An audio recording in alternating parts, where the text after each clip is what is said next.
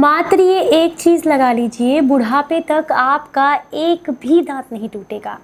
दांतों के पीलेपन से परेशान है, प्लाक की समस्या है, मसूड़ों से खून आता है, मुंह से बदबू आती है, दांत में कीड़ा लग गया है या फिर दांतों से रिलेटेड कोई भी समस्या है, तो आज की ये वीडियो आप ध्यान से ज़रूर देखिएगा, क्योंकि आज की इस वीडियो में मैं आपको बताऊंगी एक ऐसा होममेड दंत मंजन जिसे बना करके आप अपने घर पर इस्तेमाल करेंगे तो आपके दांत बुढ़ापे तक मजबूत रहेंगे। Hello everyone, welcome back. मैं हूं आपकी दोस्त मधु।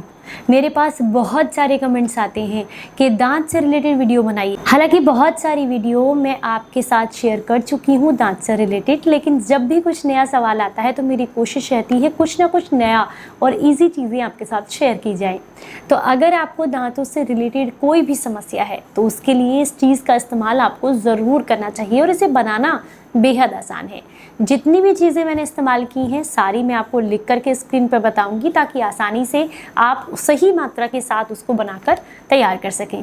इसके अलावा जो भी चीज़ें इस्तेमाल की गई हैं वो सारी की सारी आपको किसी भी आयुर्वेदिक स्टोर, ऑनलाइन स्टोर पर आसानी से मिल जाएंगी। इसे बनाने के लिए जो सबसे पहली चीज़ आपको चाहिए वो है मेथी दाना।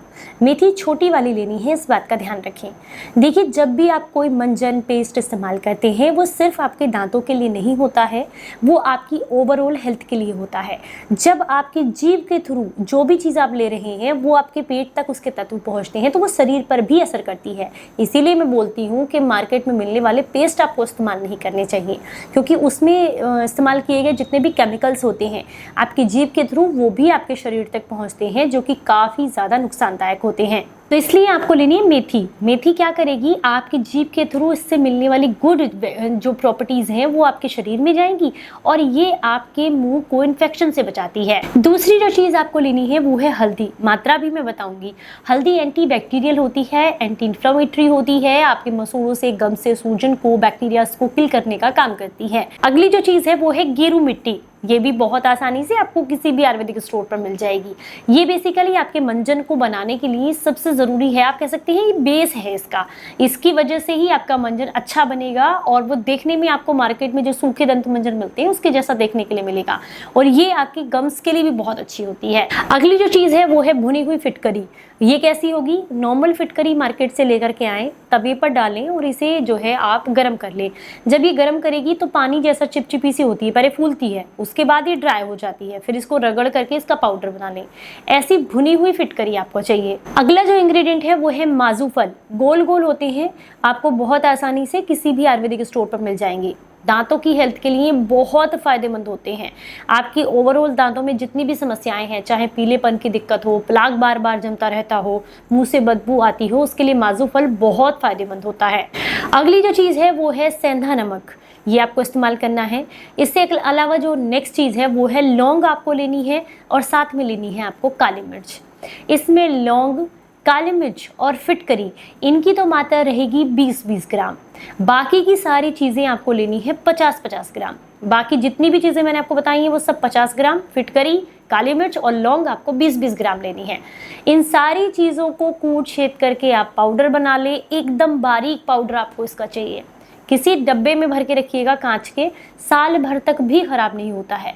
और अगर आपको ऐसा है कि आपको डायबिटीज़ की समस्या है तो ऐसे में आप इसमें सूखे नीम के पत्ते और 50 ग्राम मिला दीजिएगा पाउडर बनाते समय। ये आपको मैक्सिमम से भी ज़्यादा बेनिफिट मिलेंगे। मतलब जिन लोगों के घर के आसपास नीम का पेड़ नहीं है, नीम की दातून नहीं कर पाते हैं, नीम की दातून इसीलिए भी ज़रूरी होती है क्योंकि उसका कड़वाहट जो है वो जीभ के थ्रू शरीर तक पहुंचती है और बॉडी के अंदर जितने भी आप कह सकते हैं इन्फेक्शंस हैं, बैक्टीरियाज हैं, बैड बैक्टीरियाज, उनको जो है वो शरीर से बाहर निकालती है। तो इसीलिए अगर नीम की पत्तियां भी इंक्लूड करते हैं तो वो बेनिफिट्स भी आपको मिल जाते हैं। आपके दांतों के अंदर कीड़ा नहीं लगता है अगर नीम की पत्तियां भी आप इस्तेमाल करेंगे, तो वो भी आप चाहें तो इंक्लूड कर सकते हैं। आप डब्बे में इसको भर के रख लिया। रात को सोने से पहले इसमें से थोड़ा सा आपको हथेली पर लेना है। इसमें आप नारियल का तेल मिला सकते हैं और सरसों का तेल मिला सकते हैं, जो दोनों में से जो भी आपको पसंद है या जो अवेलेबल है आप वो मिला लीजिएगा। उंगली की मदद से करेंगे तो बहुत ही बढ़िया है, नहीं तो ब्रश से भी कर सकते हैं। हालांकि उंगली की मदद से मैं इसलिए बोल रही हूँ, ब्रश जो है वो हम गम्स पर नहीं फिरा सकते हैं, लेकिन अगर आप उंगली से करेंगे तो गम्स की भी आपको अच्छे से इससे मसाज करनी है। ये आपके दांतों का हिलना हो, या आपको लग रहा है कि दांतों के नीचे जो हमारे गम्स दांतों के साथ जुड़े होते हैं वो नीचे की तरफ उनकी स्किन जा रही है, तो अगर ये समस्या है तो उसमें भी लाभ मिलेगा। दांतों के पीलेपन में लाभ मिलेगा, प्लाक की समस्या दूर होती है, दांत से रिलेटेड जितनी भी प्रॉब्लम्स हैं वो दूर हो जाती हैं अगर आप इस मंजन को हफ्ते में 3 बार भी कर लेते हैं। कोशिश करें रात के समय में और इसके बाद कुछ भी ना खाएं, ताकि आपकी पूरी रात इससे मिलने वाली जो प्रॉपर्टीज़ हैं वो मुंह के सलाइवा के साथ पूरी रात आपके मुंह में काम कर सकें। अगर आपको आज की जानकारी पसंद आई है तो इसे ज़्यादा से ज़्यादा लोगों तक शेयर कीजिएगा, क्योंकि ये जानकारी सबके पास तक पहुंचना बहुत ज़रूरी है। हार्मफुल जितने भी प्रोडक्ट मार्केट में मिलते हैं, जो आप पेस्ट वगैरह इस्तेमाल करते हैं, वो शरीर के लिए नुकसानदायक होते हैं। प्लीज़ उन्हें अवॉइड करें और घर की चीज़ें इस्तेमाल करें। जानकारी अच्छी लगी हो तो ज़्यादा से ज़्यादा लोगों तक शेयर कीजिएगा। चलिए फिर मिलूंगी किसी नई जानकारी के साथ, तब तक अपना बेहद ख्याल रखें और हंसते मुस्कुराते रहें। Stay healthy, stay happy, bye bye.